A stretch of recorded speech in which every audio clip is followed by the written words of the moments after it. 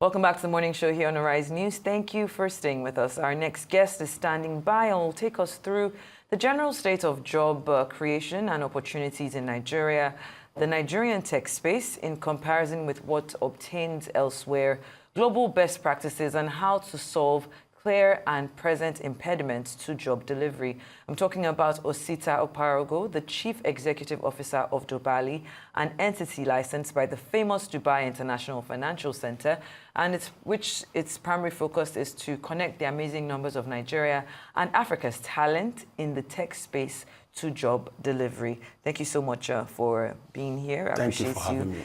Thank you for having me. Good morning. Good morning. Thank you. Thank you. Let's get straight into it. Nigeria has the largest number of the youth population in the world, Yes. with a growing number of skilled graduates entering the workforce every year. Yes. However, what we're continuing to see is that despite the boom in digital transformation, it's not matching up with the realities or the global demand for tech talent. Yes. Unemployment remains a significant challenge. We have more people going into, the poverty line. From your perspective, what are the biggest obstacles preventing the creation of sustainable tech jobs in Nigeria? Are these challenges due to government policies? Is it lack of infrastructure? Is it poor industry alignment with education, or just other economic constraints? Okay, so what I'm going to say here will be very frank, all right? And I hope everyone accepts that and takes it in. The education system needs an overhaul. Nigerians go to school to get certificate, not to get skill. Until we change that mismatch and start to go to school for skills and not certificate, we will not benefit from the remote work, unfortunately. That's the sad reality. Why do you say that? Why I say... What's lacking? So what's lacking, it's the skill that's needed in every human being or in the youth to drive digital economy, global economy. Okay? So if you haven't got that skill, then how are you going to participate and be competitive in a world that is tech-driven? What type of skills? So digital skills, artificial intelligence, data science, data analytics, cybersecurity, and all that. You need that skill for you to be competitive, okay? So this is practical, right? We all have internet. Go check out the last or the most 12 or 20 exporters of digital skill. Nigeria is not among the first 20. I don't even think any African country is among the 12, 20. But in traveling the East Africa, I can tell you that Ethiopia and Kenya are making strategic effort to push their citizens into the remote workspace. Can you share some of those strategic efforts that you think is helping them move up? So first it has to border on infrastructure. Your infrastructure has to be right. When your infrastructure is right, then the youths will begin to tap into those opportunities.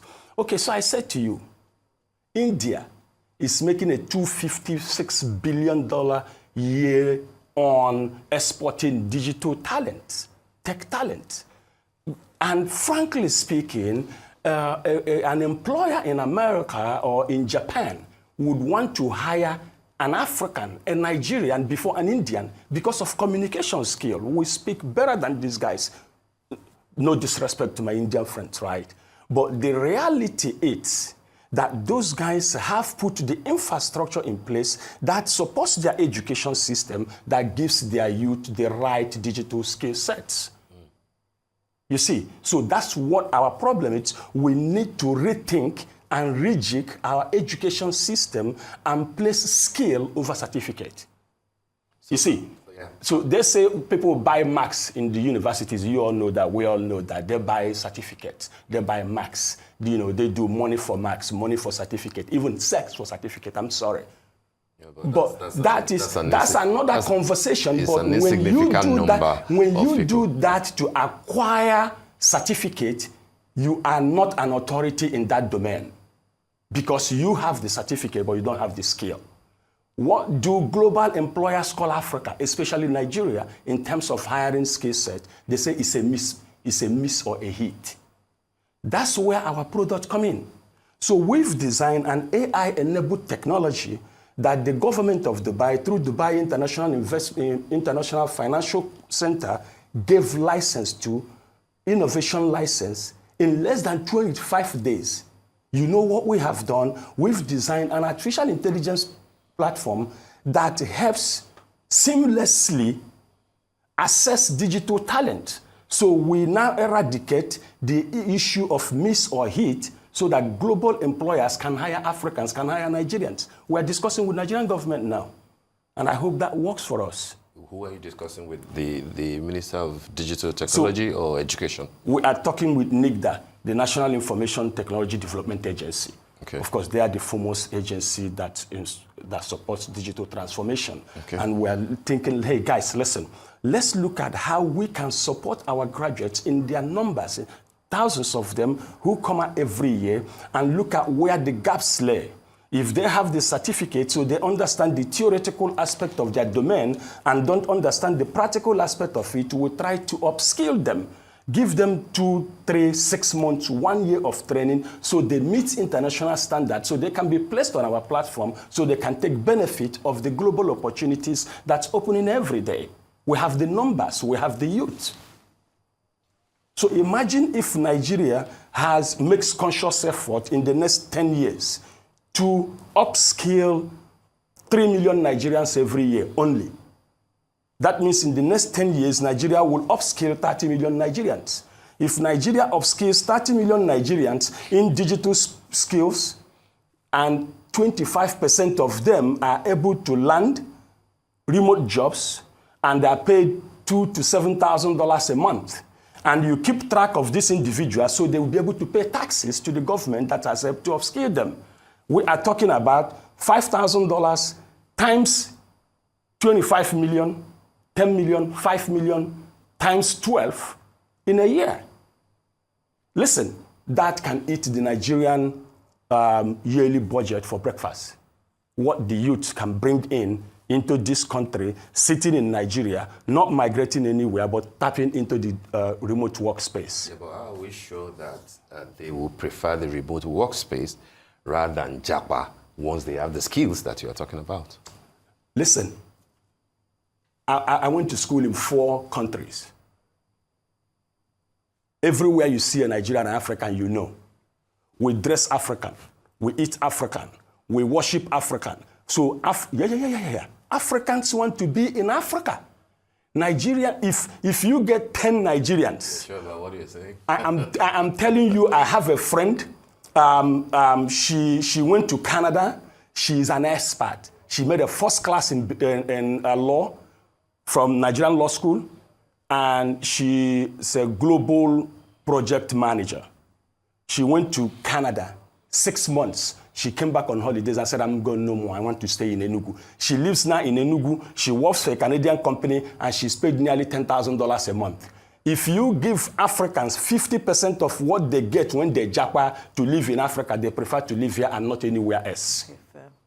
Yeah, I think I would agree with you there that people want Nigeria to work. They don't want to leave. So if you put in the structures that can make the country work, give them financial support, infrastructural support, then people are likely to stay, all other things considered.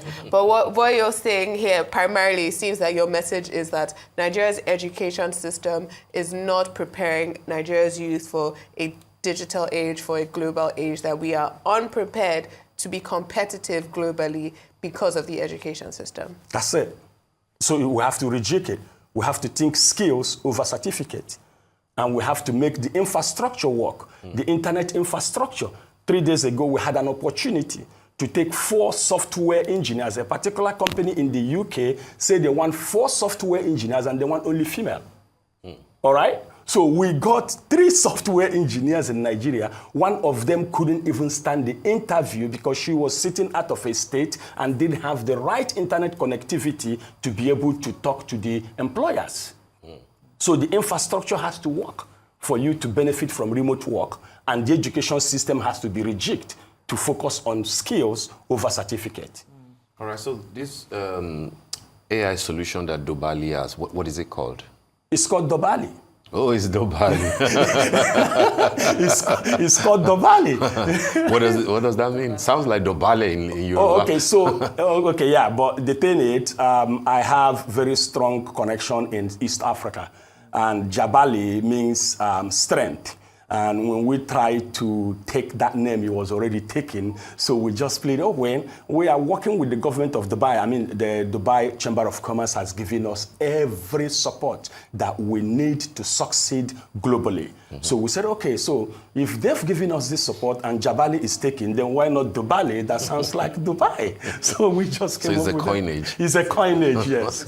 You've just mentioned, how the work that you're doing with the Dubai DIFC, yes, Dubai DIFC. International Financial And Company. like you've said, we've seen countries like, I think you mentioned Rwanda, you Yes. mentioned South Africa, Yes. gradually making sure that they thrive in the tech space. Yes. When we look at, Nigeria and, would I say, the role that Nigerian government is playing in scaling the tech job market, from your perspective, Yes. are there any specific policy changes that you think the government should implement to accelerate digital job creation and help tech talent access these global opportunities? I know you've already talked on infrastructure and rejigging the educational sector. Yes. But then what about the government? Because, it seems like you're working very well with the Dubai government, but what about here? You're in conversation. What is that like? What are we seeing in the next 2, 3, 4, 5 years?